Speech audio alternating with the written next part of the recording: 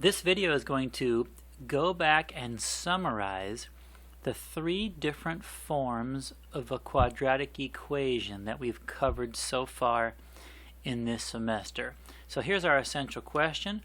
What have we learned about the three quadratic forms? And there are three forms that we've actually worked with. The first one is standard form. We did this in the beginning of the semester. Y equals ax squared plus bx plus c. We've talked about some usefulness of this particular form, that if we are doing projectile motion, the b value is the initial velocity, the c value can be the starting height when we're graphing something over time. We've got vertex form, y equals a times x minus h squared plus k. That particular form is useful because we can find the vertex easily by looking at the h value and the k value. And then intercept form, I don't know if we've written this one out yet like this, but it's y equals a, and then in parentheses x minus p, parentheses, then open parentheses, x minus q, parentheses. We've actually looked at this form in this unit because this form makes it useful to, or quick to find the x-intercepts. So we can actually use intercept form to find the x-intercepts. And notice, class, intercept form, x-intercepts. Vertex form, find the vertex. Standard form doesn't really tell you a whole lot except for this is the form that it's supposed to look like. All right, let's write down some of the things that we have learned from each of these forms. The first one is we learned how to find the vertex of standard form. When we were graphing this, we had to find the vertex first, and then we would graph 2 points to the left and 2 points to the right. And we found out that you could find the x value of the vertex. The x value was found with negative b over 2a. So you would identify the a, b, and c value, find negative b, which meant, class, remember we knew it doesn't mean the negative sign of b, it means the opposite sign of b. If b is positive, this will show up as negative in our formula, and if b is negative, this would flip the sign and show as positive. So that's how we find the x value, and then it's no problem to find the y value. Just plug in x value. Plug in x value and solve for y. So plug in the x value and then out comes the y value. That's the y value of the vertex. I'm going to see if I can see if it's possible for me to move that up a little bit. Let's try. That's not going to work. Let's try it one more time here. Give me a moment while I try to clean this up a little bit. I guess that'll work, even though I kind of cut off the axis of symmetry. I'm going to go back. Let's try one more time. I'm pretty sure I can just get the green part. Okay, that's better. There, we're not running into our other section now. All right, how do we find the axis of symmetry? Well, the axis of symmetry is just going to be x equals, and then this number here is going to be the x value of the vertex. The x value. Oops, let's put a square bracket there. I'm just showing you that you just plug in the x value of the vertex here. So if you know the x value of the vertex is 10, then the axis of symmetry is x equal 10, because remember, the axis of symmetry goes vertically through the vertex. That means it's defined by the x value of the vertex. Okay, what is the y-intercept? We've got a shortcut here. To find the y-intercept, usually you have to plug in 0 for x. You just solve the equation with x equals 0, and whatever the y value is, that's going to be the y-intercept. But we can see, class, that when you put x equals 0 here and x equals 0 here, the a and the b terms disappear. They just turn to 0. So actually the y-intercept is just going to be at 0, c. This c value is going to actually always be the y-intercept. Again, commenting one more time, y-intercepts. Where a line or parabola crosses a y-intercept, the x value has to be 0. Okay, and then how do you find the x-intercepts? How do you find the x-intercepts? This is where our dilemma is. Right now, the only way we know how to find the x-intercepts for standard form is to estimate from the graph. Now, sometimes you found we got lucky and we actually found the x-intercepts when we were plugging in x values into our equation, but that's not always true. And sometimes we have to estimate from the graph. I'm not sure why my writing tablet is writing really messy. I feel like I'm writing like I normally do. I think what's happening is just my screen is really small right now, so bear with me and I'll just read the words to you. You estimate from the graph. That's how you get the x-intercepts. Look at the graph and get an idea about where it crosses the x-axis. Alright, so let's go ahead and move up now back to vertex form. So vertex form, the vertex is very easy. We found the x value.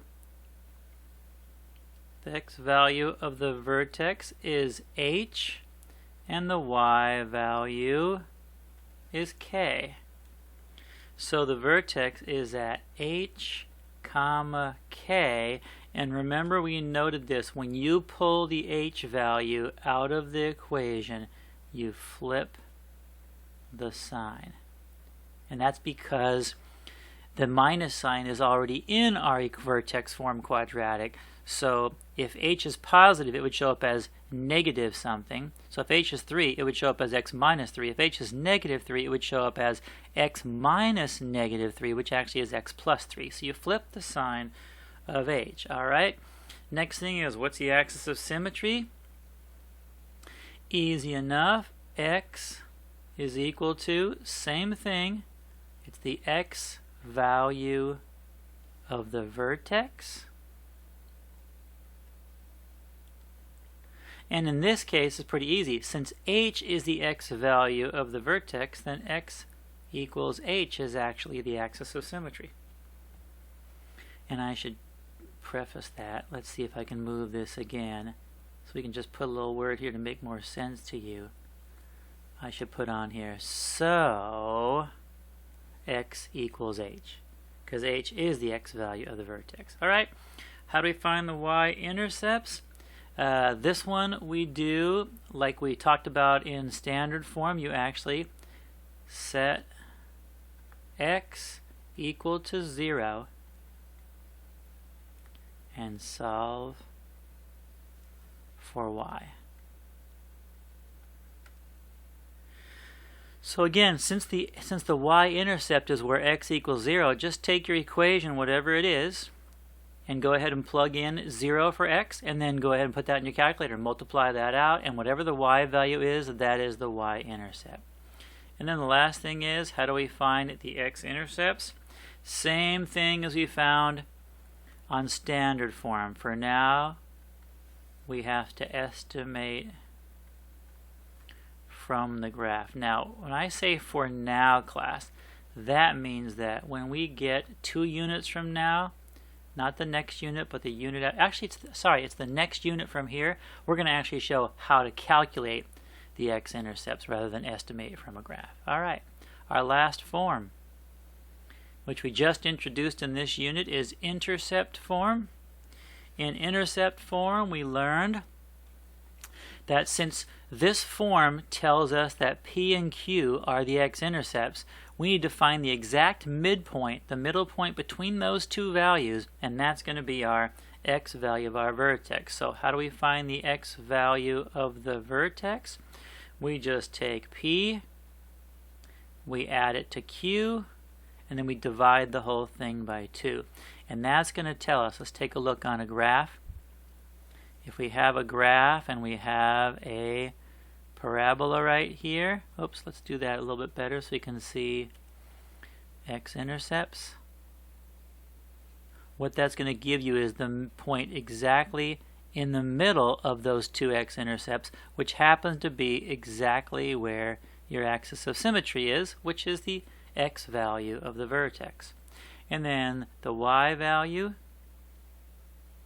this actually becomes pretty easy. Let's just do this. I'm going to save some time. I'm going to grab this one now, and I'm going to copy, and let's just paste it over here, because you find the y value of the vertex exactly the same way as you did with standard form. You just plug in the x value and then solve for y. Alright, let's take a look at axis of symmetry. What about axis of symmetry? Well, it's the exact same thing as the other two forms. X is equal to the x value of the vertex. So class, once you find the vertex, you always know the axis of symmetry. All you got to do is take the x value of the vertex and put x equals in front of it. And that is the line, the vertical line that passes through the vertex. Alright, how do we find the y-intercepts?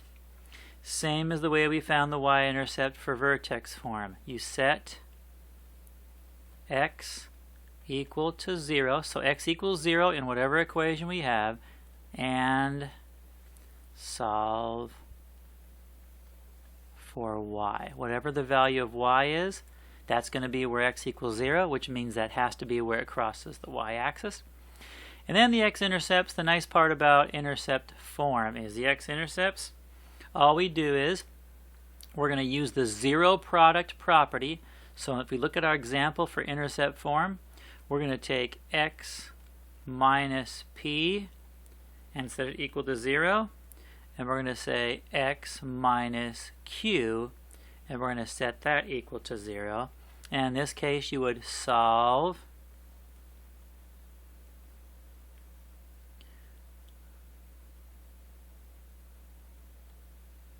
for x, and this one, same thing. You're going to solve for x. And so these two equations are going to give you the values of the x-intercepts. We've done that enough times recently where you should have that pretty fresh in your head. Okay, so these are the three different quadratic forms. They all have their strengths. Standard form can tell you something about velocity and starting height. It's easy to find the y-intercept. Vertex form tells us the vertex, which makes that easy to find. And then intercept form tells us pretty simply how to find the x-intercepts. And that's handy because as of right now, again, standard form and vertex form, we don't know how to exactly find the x-intercepts yet. We have to estimate those. Coming up, we will learn how to find the x-intercepts exactly for those two forms. So there is your summary of what we've learned so far about the three quadratic forms.